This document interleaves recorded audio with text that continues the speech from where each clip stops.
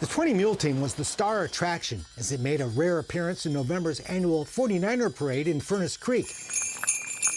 But right behind was another horse-drawn celebration of the Old West, the Corral 14 Death Valley Wagon Train. Their story up next. We'll see you guys at the shop. Okay. It's the end of a 10-day, 100-mile trek across the Mojave Desert. Corral 14 Wagon Train. Lots of cameras were out along the roadside as 11 wagons and horseback outriders trotted into Furnace Creek. The parade marks the end of this annual adventure that's been taking place every November since 1967, recalling the first wagon train that came through Death Valley during the 1849 gold rush. Just imagine coming through here in 1849 with a wagon train. Women and children, maybe a few people aren't feeling very well, not a blade of grass on the ground for your horses to eat.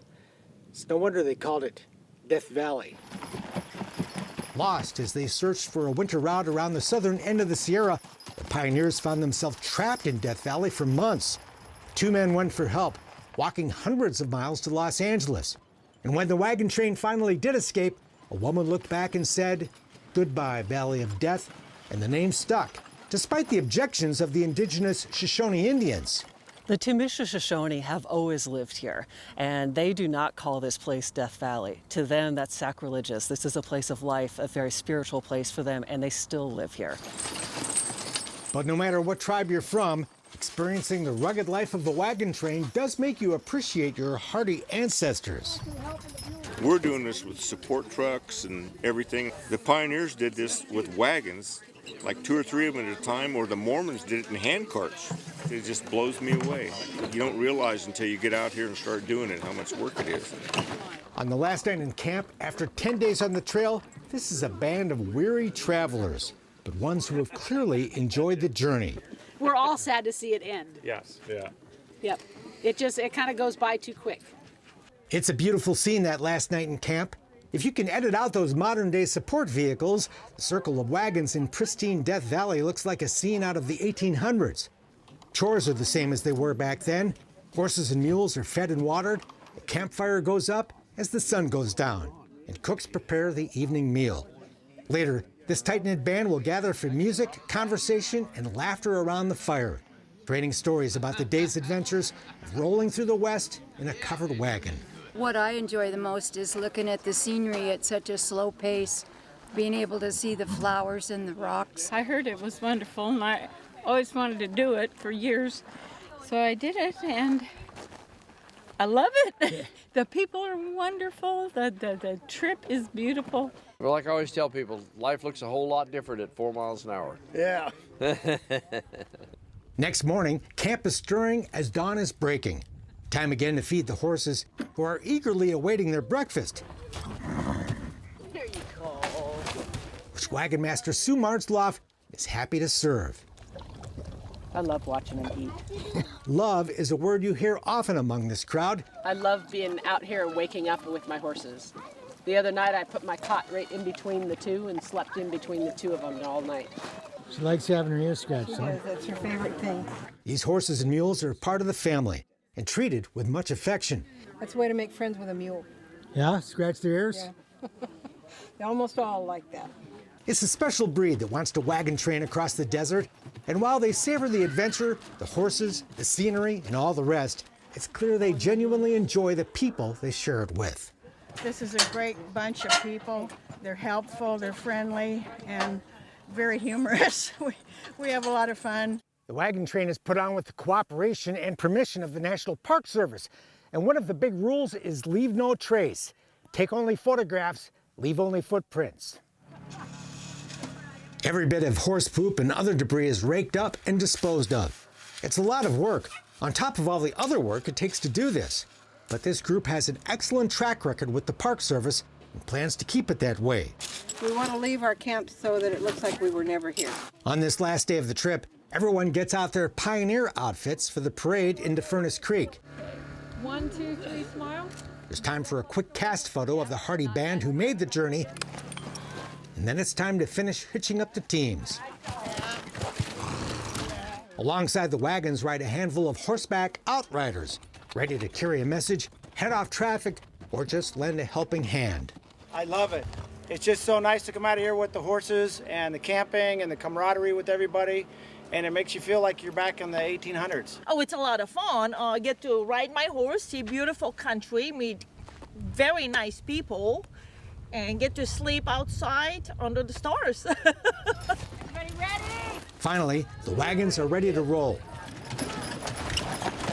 And the wagon train is underway. The Corral 14 wagon train is a true living piece of American history.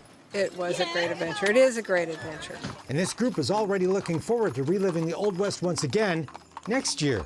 It'll be good to have a shower in my own house, but I can hardly wait to do it again next year. The wagon train only comes through Death Valley once a year, but the park is a fascinating place to visit anytime. It's desolate, beautiful, historic, and a great place to take a horseback ride. Heading out on the sunset ride. It's sunset at Furnace Creek Stables, where anyone can experience Death Valley from the back of a horse. It's really pretty out here right now. Here on the desert floor during the winter months, the sun disappears early. Some of these mountains are over 11,000 feet, and we're down here 190 feet below sea level. And it's not long before we're in the shade of the towering Panamint Mountains. But any time of day, sitting in the saddle is a very cool way to see the park. It's a way just to, maybe not have to look down at your feet while you're hiking around and look up and see what the park has to offer. Furnace Creek Stables offers a variety of riding opportunities for any ability level. It's really good for first-time riders, anybody looking for a pretty relaxing experience. Including private rides and the Moonlight Ride. You can see your moon shadow, the horse's shadow, and you going along the side of the trail, and that's pretty cool to experience. So, it's beautiful, peaceful, magical, even historical. After all, horses were once state-of-the-art transportation. Now we think it's kind of a slow pace, but they were sure glad to have these animals to pack their gear or pack themselves. It's sure a luxury. That's quite a sky. Yes. You can get a closer look at Death Valley's pioneer past at the ruins of the Harmony Borax Works, where Chinese immigrants once raked what was called white gold off the desert floor by hand. The 20 mule team era only lasted about 5 years. Trains replaced mules, and richer deposits of borax were found elsewhere.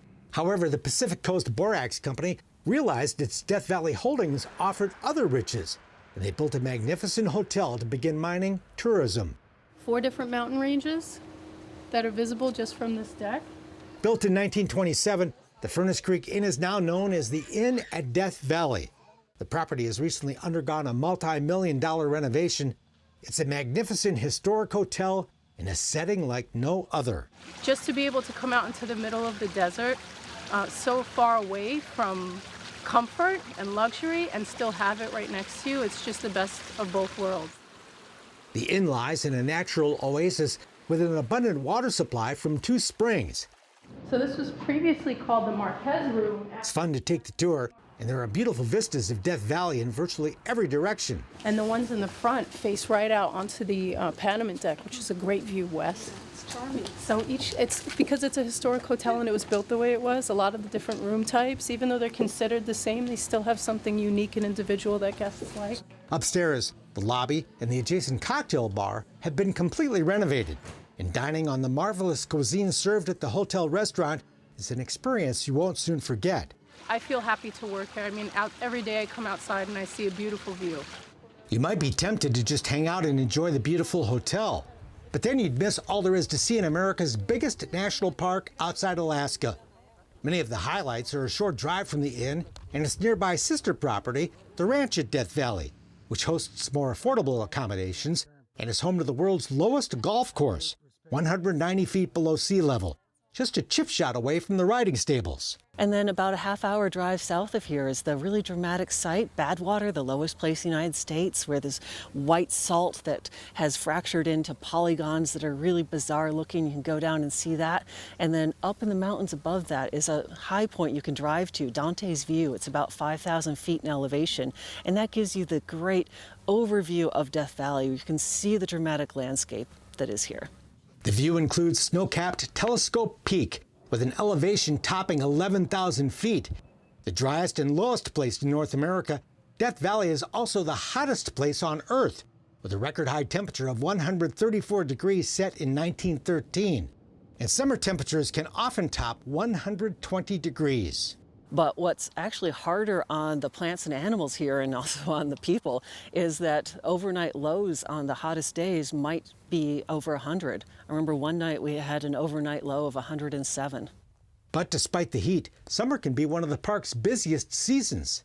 Part of it is that Death Valley is the most extreme part of the American West.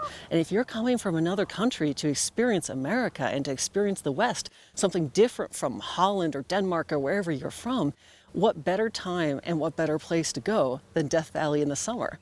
The cooler temperatures of fall and winter are certainly better for hiking, and there's an endless variety of places to explore. Zabriskie Point is perhaps the most accessible, right off the highway. Overlook area is a short walk from the parking lot, and the view speaks for itself. For the adventurous, hiking trails give you a closer look at the fascinating landscape. Another popular and relatively easy hike is the Natural Bridge Canyon Trail, about a 2-mile round trip. It's absolutely beautiful. It's almost just surreal. It doesn't feel like it's a real place. I read somewhere that parts of Star Wars were filmed here in the park, and I didn't believe that there was a part of the world that was so different than everything else that could pass for another planet until we got here. And I could totally see that. And you can hike just about anywhere here. People sometimes think that they're limited to just the few trails that they see on the map. Those are a good place to get started because they'll show you the easiest places to get to see something spectacular. But once you've seen Salt Creek and Harmony Borax Works and Golden Canyon, Natural Bridge, once you've seen those main front country areas, there's an entire park out there. That's what's kept me here for 14 years, is the exploration.